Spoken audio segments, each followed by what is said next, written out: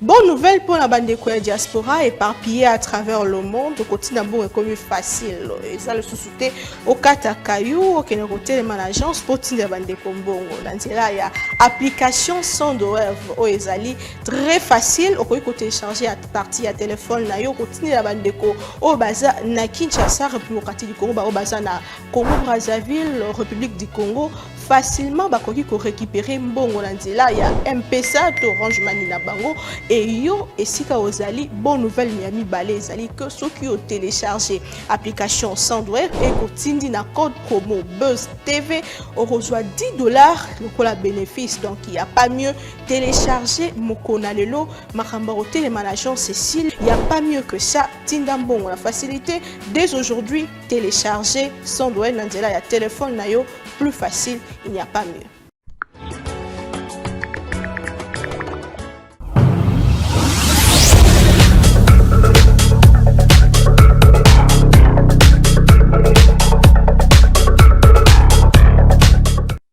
Merci de suivre Repère, mesdames et messieurs, très chers téléspectateurs. J'ai l'honneur ainsi que le privilège de vous présenter ce nouveau numéro de votre émission Repère. Repère, ce jour, nous recevons une personne que vous connaissez très bien. Il est le coordonnateur du réseau des Congolais engagés, dénommé Pona Congo. Donc vous savez très bien, Manix Yenda qui nous fait honneur de répondre à nos questions. Nous allons parler nation, rien que nation. Nous n'allons pas entrer dans des choses un peu beaucoup plus inutiles. Bon, nous allons rester vraiment dans le débat en ce qui concerne la nation qui passe des moments un peu de turbulence d'une certaine façon. Alors, Manix Yenda, bonjour et bienvenue sur le plateau de Repère. Bonjour et grand merci pour l'invitation. Très bien. Alors, vous êtes coordonnateur du mouvement du réseau congolais dénommé Pona Congo. C'est un nouveau concept parce qu'on a toujours su que Manix Yenda est le député de la rue. Vous avez abandonné le député de la rue ou c'est la même chose? Ou bien c'est encore deux choses différentes? Je commencerai par faire un petit correctif. Ce n'est pas Pona Congo, c'est plutôt Pona Mboka. Même si le Congo est Mboka, ça va de soi.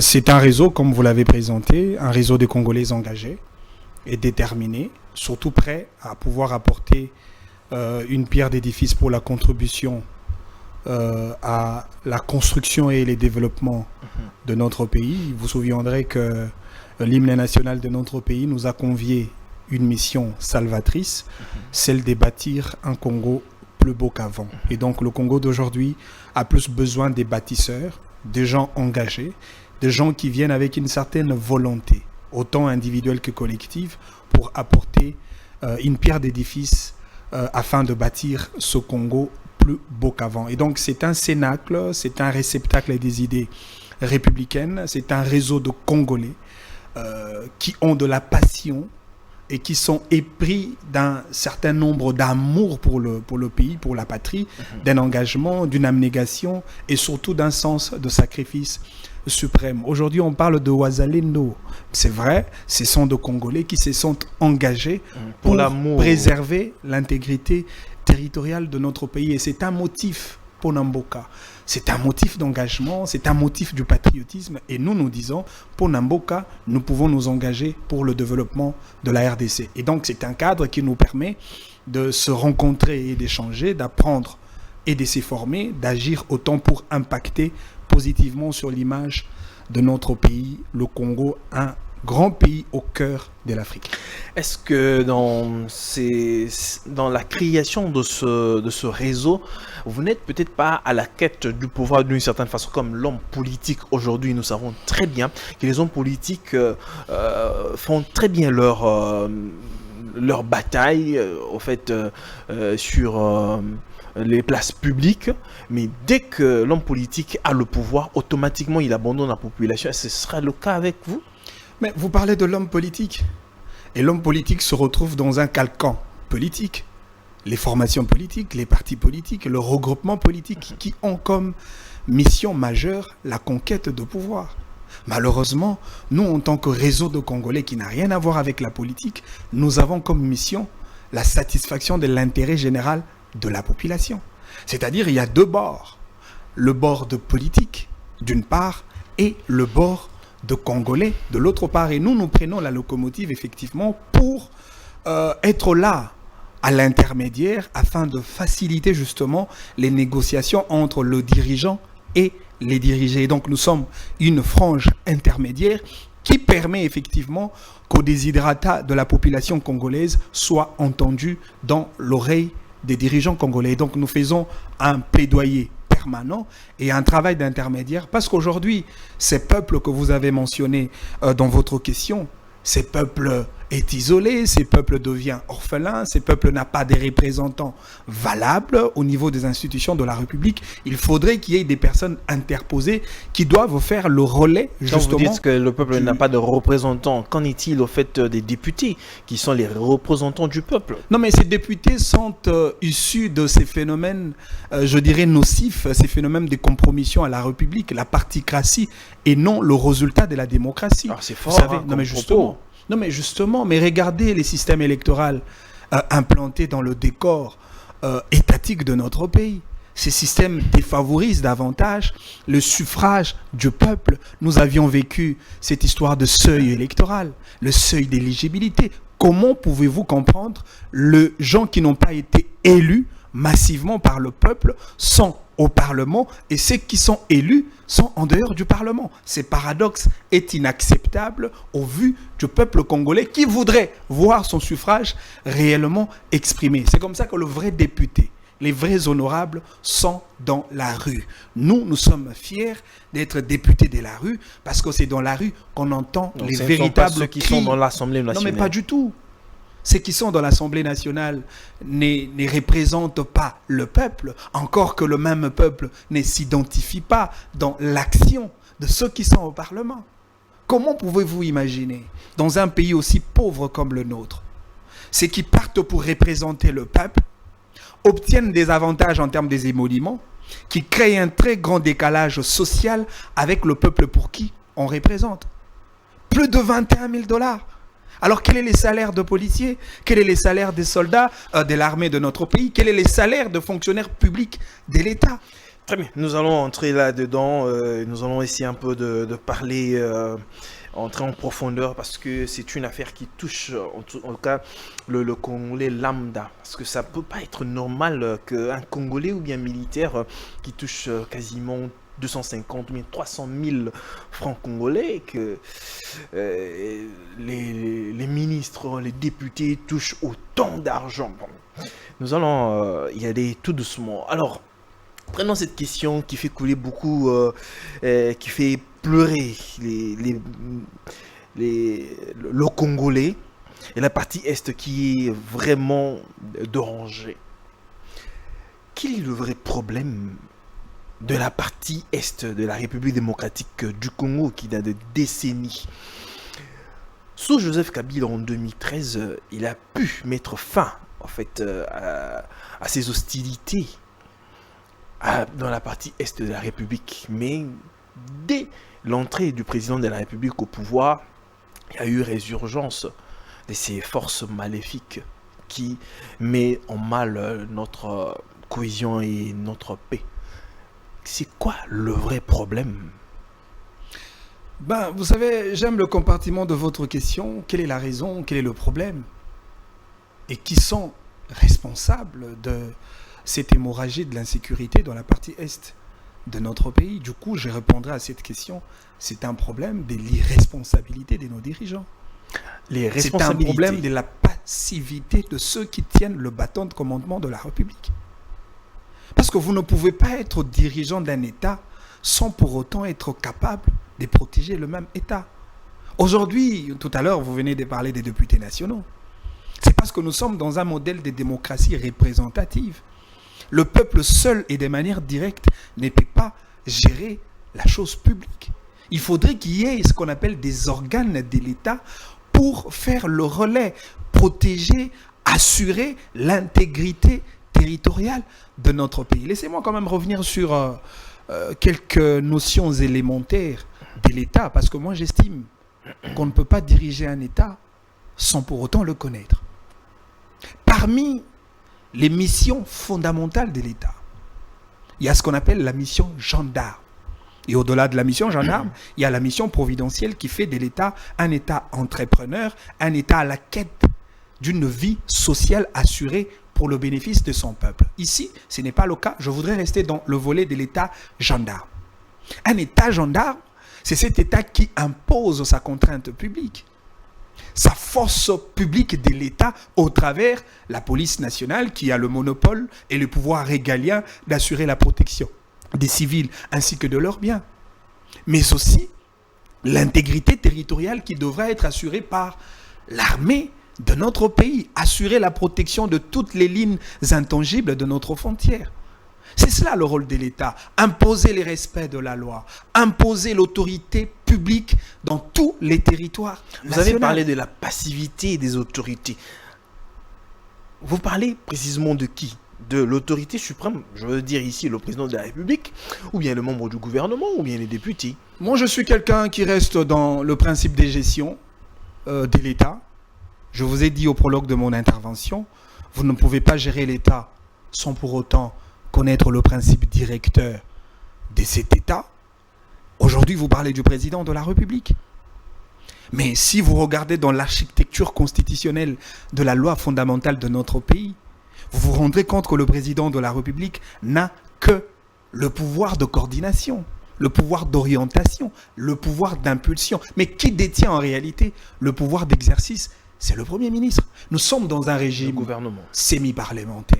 C'est vrai, nous avons un exécutif bicéphaliste. D'une part, vous avez le président de la République, même si les débats en termes des régimes politiques demeurent discutables dans le lot des doctrinaires de droit constitutionnel, mais au moins la Constitution répartit les compétences selon qu'il s'agit de chaque organe de l'État. Le président de la République n'est pas politiquement responsable devant le peuple, devant le Parlement. C'est au chef du gouvernement, c'est aux membres du gouvernement de mettre en place des véritables politiques publiques capables d'assurer la quiétude et la paix sociale de Congolais. À défaut de quoi, on dirait l'incompétence, ce n'est pas le président de la République. Pour le cas, mais c'est plutôt le membre du gouvernement et à la tête, le chef du gouvernement, qui assume les conséquences de leur programme présenté devant le Parlement.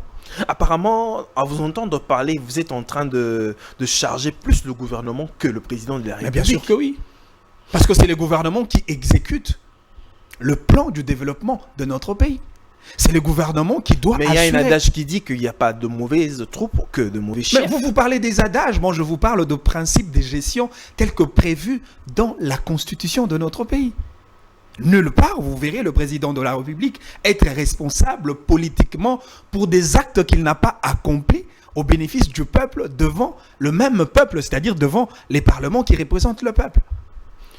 Nulle part, vous verrez le président de la République, bien que c'est vrai aujourd'hui, il y a assez de ratés, c'est par manque de culture politique, par manque de culture d'excellence, où vous pouvez voir le président de la République conduire un programme d'action en lieu et place du gouvernement. Ça ne s'explique pas, surtout dans un régime semi-parlementaire.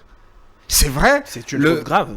Mais justement, en fait, il y a beaucoup de choses dans notre pays. D'une part, vous avez les lois qui organisent la société, qui prévoient les principes et les règles qui doivent organiser le fonctionnement d'une société. Et de l'autre côté, vous avez les pratiques qui viennent de par le comportement des acteurs politiques.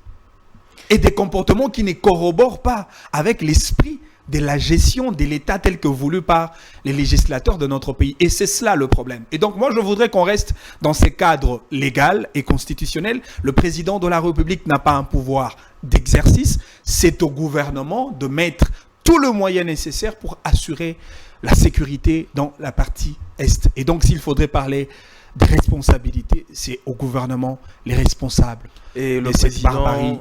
Le président n'a aucune responsabilité en la question. À une certaine mesure, le président a aussi sa responsabilité parce que la même Constitution le considère comme le père de la nation, le symbole de l'unité nationale, les magistrats suprêmes, le commandant suprême de forces armées de la République. Le président de la République a un certain nombre de pouvoirs. C'est lui qui coordonne tout. Mais justement, et c'est au président de la République de mieux coordonner pour que le gouvernement exécute à bon escient. À défaut de quoi, je pense que le peuple congolais auront à faire un discrédit à l'égard de ceux que nous appelons aujourd'hui les représentants du peuple. Quelle est votre lecture de fait sur la politique du président de la République face à cette agression dans la partie est de la République démocratique du Congo? C'est une politique de retenue. C'est une politique passive.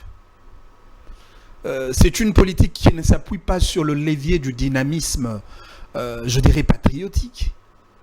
Le président de la République et son équipe sont beaucoup plus attentistes. On attend, mais on attend quoi? Pendant que les Congolais sont tués dans la partie Est. Qu'est-ce que vous souhaiteriez que le président fasse? Mais le dynamisme institutionnel de nos organes de l'État, c'est ça ce qu'on a besoin. Tout à l'heure, j'ai évoqué la constitution de notre pays.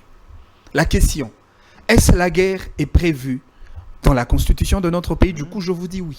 Oui. L'article 87, l'article 146, l'article 86, allais-je dire, prévoit effectivement cette possibilité de déclarer la guerre. Mais quand est-ce qu'on déclare la guerre? On déclare la guerre après que la guerre ait été constatée avec ses effets nocifs. Et la guerre a été constatée depuis très longtemps. Non mais justement, la question, mais pourquoi on ne déclare pas la guerre? C'est comme ça que je parle de la passivité. Pourquoi le président de la République ne convoque pas le Parlement?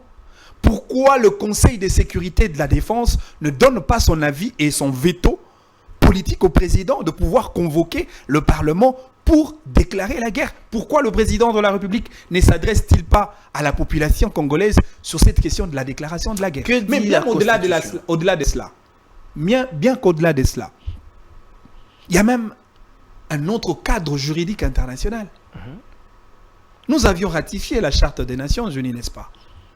Et dans cette Charte des Nations Unies, il y a un certain nombre de principes que nous pouvons user dans ce contexte plus précis pour répondre à ceux qui agressent la République démocratique du Congo, notamment le principe de la laïcité, de la légitime défense, les principes de la réciprocité et même de la proportionnalité. Cela voudrait dire un État qui est victime d'une agression a la légitime défense de pouvoir réagir de manière proportionnelle à l'agression. C'est-à-dire, si on vous a agressé par les armes, vous devez répliquer par les armes. Mais pourquoi la RDC ne réplique pas?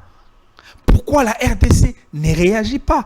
Pourquoi la RDC ne fait pas la guerre contre le Rwanda alors que le Rwanda a été présenté comme l'agresseur du Congo dans toutes les tribunes internationales par le président lui-même? Et donc aujourd'hui, je crois que cette politique, elle est un peu, elle est attentiste, elle est dans ses retenues, c'est une politique passive, pendant qu'aujourd'hui, le Congo devient le pays qui connaît les génocides le plus barbares de l'histoire. Il y a quelqu'un qui avait fait une certaine analyse pour dire que la Première Guerre mondiale a causé 10 millions de morts. Ouais.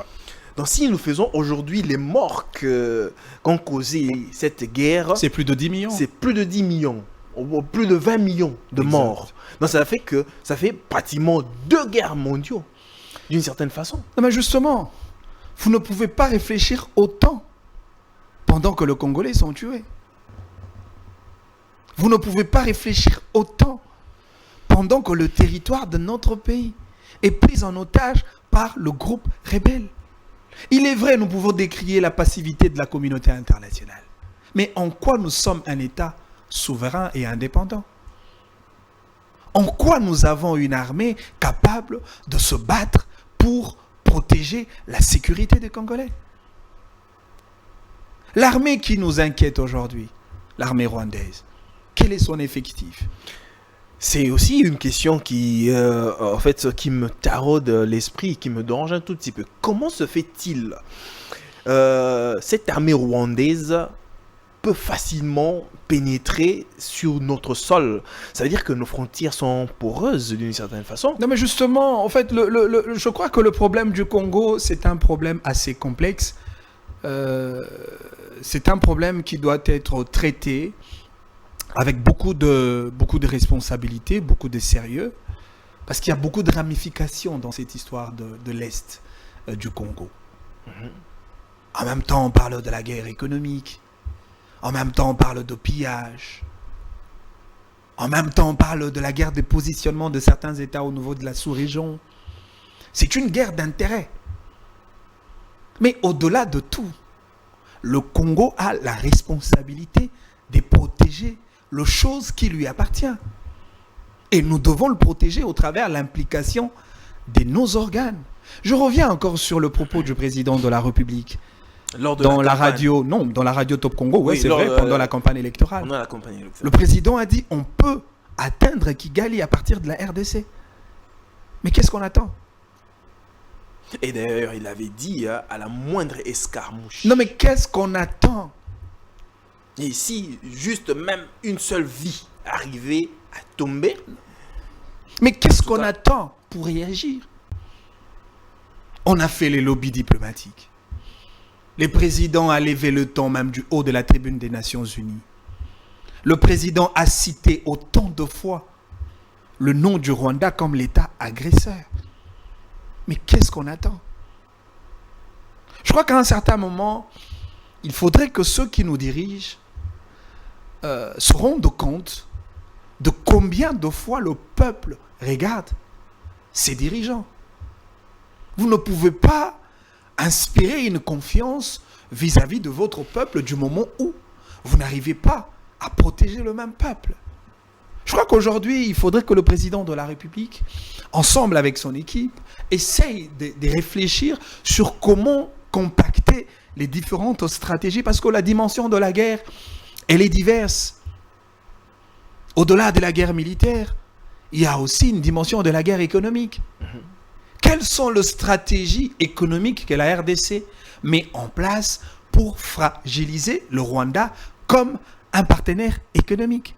Est-ce que la RDC n'a peut-être pas peur d'une certaine façon d'être frappée par des sanctions internationales? Non, mais quelles sanctions? C'est nous l'État agressé. Parce qu'à chaque fois que la RDC veut faire quelque chose, la communauté internationale se lève. Non, ne faites pas d'une certaine façon. Et peut-être la RDC fait un peu marche arrière. Non, mais quand on gère le pays, il faut avoir le courage d'État. Nous avions connu de chefs d'État dans ce pays. Vous connaissez la position du Zaïre sous Mobutu vis-à-vis du Rwanda à l'époque. Vous connaissez la position et la posture même de l'État sous l'égide de Mzee Laurent Désiré Kabila vis-à-vis du Rwanda. Est-ce que le Rwanda peut continuer de jouer sur la RDC jusqu'à ce point? Comment on peut réduire la grandeur de toute une nation par l'agression d'un micro-État? Et nous passons plus le temps à se plaindre au lieu d'agir. Non, mais il faut agir. Parce que les dirigeants de notre pays ont l'obligation de résultat. Nous, on n'a pas besoin de ces discours, on n'a pas besoin de tous ces narratifs. Le Congolais a besoin de la paix. Il y a un adage qui dit « qui veut la paix prépare la guerre ». Si nous avons besoin de la paix sociale au travers nos ressources naturelles que nous avons aujourd'hui, mais qu'est-ce que nous avons fait pour protéger nos richesses nationales? Est-ce que la RDC n'est peut-être pas abandonnée à son triste sort? Parce que quand nous regardons aujourd'hui par rapport à l'Ukraine, l'Ukraine est soutenue par plusieurs nations. Bien qu'agressée par la Russie, nous regardons le Hamas qui est soutenu aussi par plusieurs nations. Mais qu'en est-il de la RDC? Pratiquement, nous sommes seuls. En fait, il y a une chose que nous devons placer comme accent de précision dans ce débat. C'est vrai, vous pouvez évoquer le cas de la guerre russo-ukrainienne. Ça, c'est une guerre au vrai sens du terme. Parce que lorsqu'on parle de la guerre, il s'agit de la confrontation de deux États, de deux armées conventionnelles qui s'affrontent mutuellement. C'est cela la guerre, et c'est comme ça que le droit humanitaire définit la guerre. Mais lorsque un groupe rebelle non identifié agresse un État, ici nous ne sommes pas dans un contexte de la guerre. Ici je reste beaucoup plus précis par rapport aux nuances sur la question de l'Est de notre pays. Mais du moment où nous avions dépassé les niveaux du M23 et que nous le considérons comme un moyen pour le Rwanda de s'aimer de la désolation du pays, en réalité, si nous devons faire la guerre, ce n'est pas au M23, nous devons faire la guerre au Rwanda. Et d'ailleurs, leurs artilleries sont sur notre sort. Mais justement, à prendre le propos du président de la République, la position du gouvernement congolais par rapport au Rwanda, je crois sur le plan, je vais dire théorique, nous sommes déjà en guerre face au Rwanda. Maintenant, il faudrait mettre la machine en marche pour qu'on entre en guerre de manière pratique. Je vous ai dit, la guerre n'est pas que militaire. La guerre, elle est aussi diplomatique. Elle est aussi économique. Médiatique. Elle est aussi médiatique. La guerre de communication existe. Mais que fait le gouvernement congolais en ces stades? Même du point de vue de la justice, du point de vue judiciaire, nous pouvons mener une guerre contre le Rwanda parce qu'il y a des institutions judiciaires internationales qui existent auprès de qui nous pouvons formuler notre plainte pour endosser la responsabilité du Rwanda eu égard aux agressions perpétrées dans le territoire congolais. Mais pourquoi la RDC ne porte pas plainte auprès de la Cour internationale de justice contre le Rwanda? J'ai vu un individu, Constant Moutamba, qui a formulé sa plainte. Malheureusement, il l'a fait à la CPI, qui traite les questions des individus qui commettent des crimes de guerre et des crimes de génocide. Mais non, à qui nous devons endosser la responsabilité de manière individuelle sur l'agression de la RDC? Je pense la démarche de mon frère Constant Moutamba a été biaisée. Ce n'est pas à la CPI qu'on devrait formuler notre plainte, c'est plutôt à la Cour pénale internationale, disons à la Cour internationale de justice qui traite les questions des responsabilités des États et non des individus. Et donc aujourd'hui, je me demande encore pourquoi la RDC traîne les pas pour porter plainte contre le Rwanda auprès des institutions judiciaires internationales. Encore une fois, ça justifie la passivité de nos dirigeants. De nos dirigeants et de notre État. Quelle est votre lecture de fait par rapport au moratoire sur la peine de mort? Parce qu'on nous parle depuis très longtemps, il y a mixage, brassage. Le président en avait même parlé qu'il fallait extirper des mauvais éléments dans l'armée d'une certaine façon. Et il y a beaucoup de traîtres dans l'armée. Vous êtes d'accord par rapport à ce moratoire? Moi, j'ai toujours été d'accord qu'on utilise la peine de mort. Je vous ai parlé au début d'un courage d'État. Nous devons lever les plus grandes options. Les mal du Congo deviennent profonds et pour ça, nous devons agir. Agir avec rigueur, pas avec le jeu des complaisances. Beaucoup de gens qui parlent de ce moratoire, encore qu'un moratoire a généralement un délai butoir. Les moratoires pour l'abolition de la peine de mort qui a été introduit depuis, ce moratoire a déjà été expiré en termes de délai. Encore que le siège de la peine dans notre pays, n'est-ce pas le code pénal congolais? Et dans le code pénal, si vous lisez l'article 5 et l'article 6, vous vous rendez compte qu'on parle de la peine de mort. La peine de mort est reconnue dans la loi pénale de notre pays comme la première peine dans la nomenclature de toutes les peines en République démocratique du Congo. Et l'article 6 même précise que c'est au président de la République de déterminer le mode d'exécution de la peine de mort. Si vous avez été infligé de cette peine de mort, c'est au président de déterminer quel est le type de mode d'exécution de cette peine de mort. Est-ce qu'on va vous exécuter par le fusillade, par la chaise électrique, par la pendaison ou par la piqûre comme on le fait dans certains États? Et c'est bien prévu. Encore que cette loi pénale, notre code pénal congolais, n'est pas encore révisé. pourquoi ça traîne comme ça pour être pris en compte jusqu'à présent? Vous savez, en droit, on parle d'une théorie que j'aime beaucoup. La théorie de l'écran législatif. Ça veut dire quoi? Lorsqu'une loi, parce que très généralement, les gens qui soutiennent l'idée de l'abolition de la peine de mort s'inscrivent à l'article 16 de la Constitution, qui parle de la sacralité de la vie humaine. La vie humaine est sacrée. Oui, on ne le refuse pas. Mais les principes ou la théorie de l'écran législatif voudrait que lorsque une loi, bien qu'ayant été non conforme à la Constitution, parce qu'on constate que les faits pour la Constitution de prévoir la peine de mort, et disons, le fait pour la loi pénale de prévoir la peine de mort, au travers son article 5, et le fait pour la Constitution, au travers son article 16, de consacrer la sacralité de la vie humaine, c'est-à-dire la loi ou le code pénal congolais devient inconstitutionnel. Mais cette théorie de l'écran législatif nous dit une loi, bien qu'inconstitutionnelle, qui ne fait pas encore l'objet d'une révision, alors cette loi demeure d'application. En réalité, l'article 5 qui parle de la peine de mort dans notre code pénal congolais est applicable.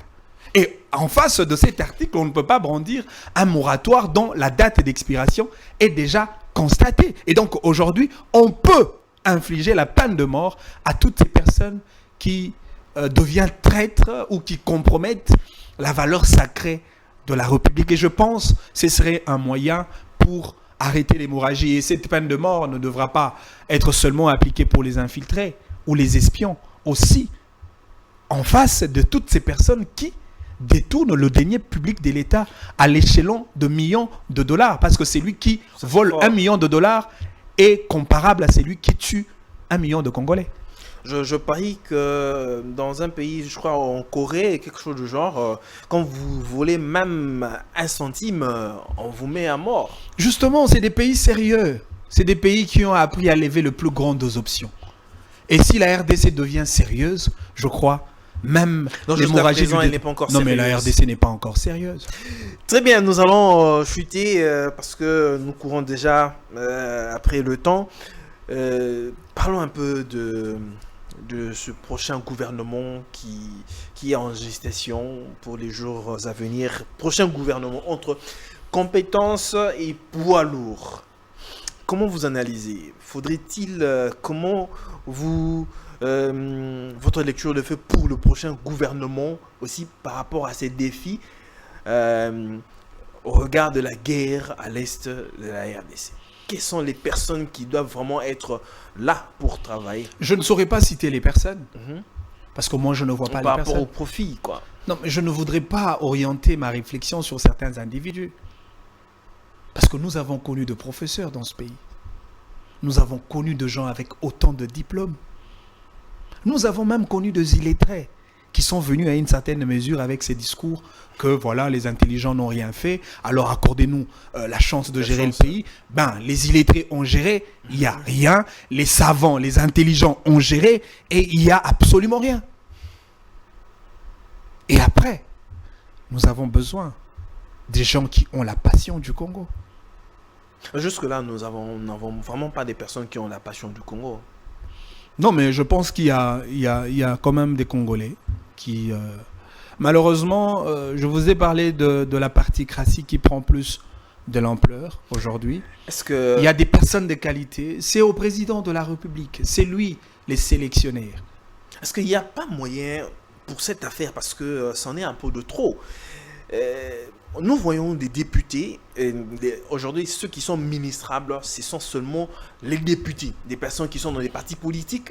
Il n'y a pas moyen de prendre les gens dans la société civile, de les nommer ministres. Non, mais c'est de ça que j'étais en train de dire. C'est au président de la République de mieux faire son casting. Il n'y a aucune loi, ni la constitution de notre pays, qui nous dit que pour devenir ministre, il faut être député ou membre d'un parti politique. Voilà. Moi, je me demande pourquoi les politiques ne se gênent pas. On vous donne une parcelle des responsabilités en tant que ministre sectoriel. Et vous terminez votre mandat en tant que ministre sans pour autant ne serait-ce que laisser des empreintes en termes de gouvernance de qualité. On ne voit aucun résultat de vos actions pendant que vous étiez ministre. Mais je me demande pourquoi les gens ne se gênent pas. Pire encore, vous allez voir les mêmes personnes revenir pour solliciter le même poste ou un autre poste ministériel. Eh bien, qui veulent accumuler autant de postes.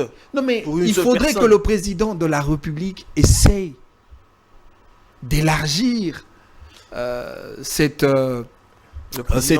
parcelle de sélection de dirigeants. Le président est un peu trop laxiste. Non, mais le président est trop camponné dans cette histoire de l'union sacrée de la nation, de l'UDPS, etc. Alors qu'au sein de l'UDPS, pareil pour l'union sacrée de la nation, on ne voit pas des ministres aussi excellents par rapport à la qualité de leur service pour le peuple. Pourtant, il y a de Congolais excellents qui n'ont rien à voir avec les partis politiques. Vous avez vu une dame qui nous a pondu une technologie made in Congo, robot roulage. Cette dame ne mérite pas d'être ministre dans ce pays. On s'est réveillé un beau matin, un Congolais nous a fabriqué un téléphone, un smartphone, le téléphone Okapi. Ces messieurs ne méritent pas d'être le ministre dans ce pays. Nous avons autant de Congolais de qualité qui sont excellents dans leur domaine respectif. Mais est-ce que ces gens ne méritent pas ces postes ministériels? C'est au président de la République de toutes les façons. C'est à lui de faire le casting dans la responsabilité et tout en regardant l'avenir de ce pays. Si on nous revient avec cette histoire de l'UDPS, de l'union sacrée de la nation, on vivra les mêmes réalités et les choses ne changeront pas. Alors que le président lui-même l'a dit, le jour de son investiture, que nous devons corriger les erreurs du passé. Corriger les erreurs du passé doivent commencer maintenant. Non, mais nous devons corriger les erreurs du passé à partir de maintenant. Et nous le verrons au travers du choix du président. Le président Tshisekedi doit faire très attention. Il y a un précédent politique qui existe et que nous regardons en termes de jurisprudence politique, le parcours de Joseph Kabila, qui devient comme un miroir au travers lequel le président Tshisekedi devra regarder de manière permanente. Toutes ces personnes qui ont soutenu Joseph Kabila dans l'idée de compromettre l'intérêt général du peuple congolais, ces gens ont abandonné Kabila.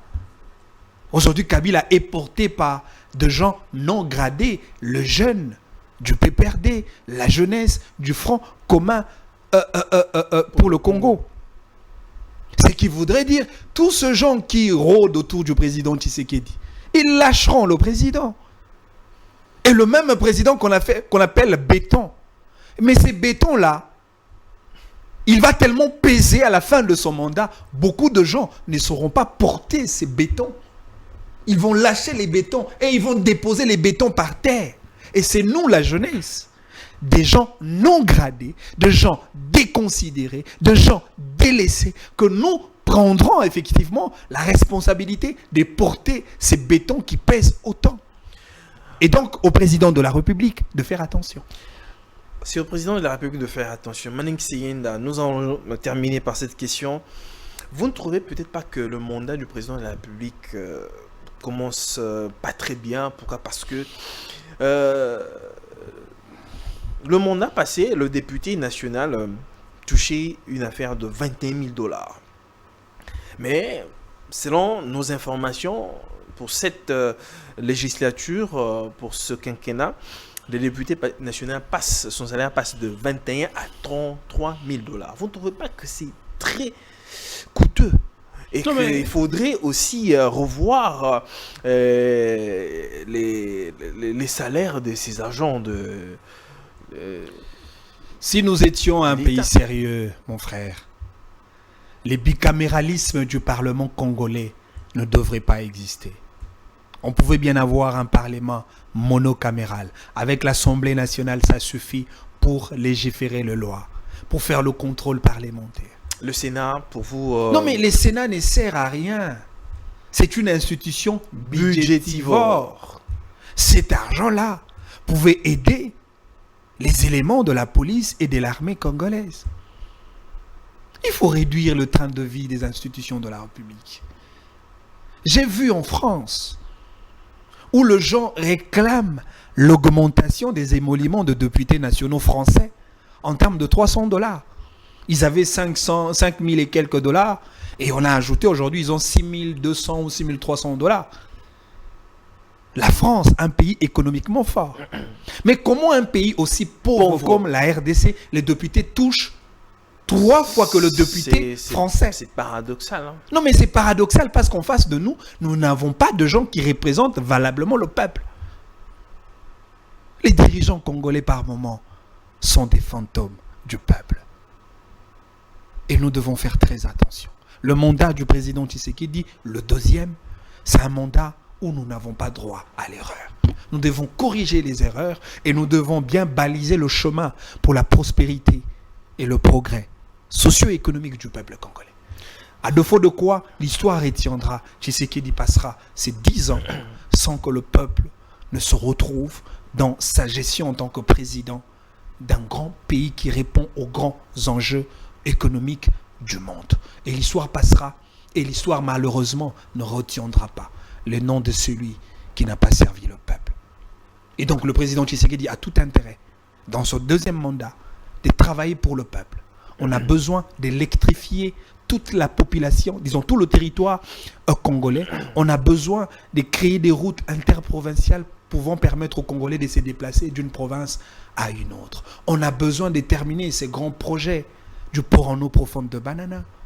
On a besoin de protéger le Congolais de l'Est. Regardez la devise de notre pays, justice, paix et travail. Est-ce que nous pouvons nous asseoir et faire les bilans, ne serait-ce que de notre devise? Est-ce qu'il y a de la justice dans ce pays? Est-ce qu'il y a de la paix dans ce pays? Est-ce qu'il y a du travail dans ce pays? Tout est à refaire. En tout cas, merci beaucoup Mani Sienda pour ces analyses aussi pertinentes pour la cause commune, pour la République. Merci beaucoup de répondre à nos questions ce jour. C'est à moi de vous dire merci. Mesdames et messieurs, nous sommes pris par le temps. Merci d'avoir été très nombreux à devoir nous suivre. On se retrouve très prochainement. Que la paix soit avec vous et que Dieu bénisse les RDC. Au revoir.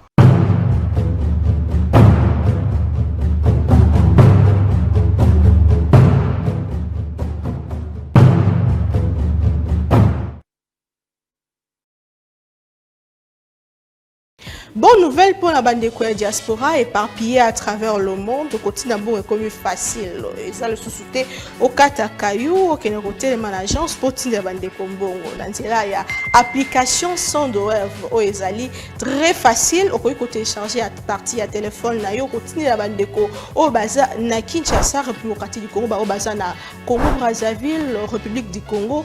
Facilement, bakoki ko récupérer mbongo na nzela ya M-Pesa to Orange Money na bango et yo esika ozali bonne nouvelle miami balé ezali que ceux qui ont téléchargé application Sandwave et kotindi na code promo Buzz TV on reçoit $10 le bénéfice. Donc il n'y a pas mieux télécharger Mokona Lelo Makamba Hotel et Management Cécile, il n'y a pas mieux que ça. Tindambon la facilité dès aujourd'hui télécharger Sandwave na nzela ya téléphone na yo plus facile, il n'y a pas mieux.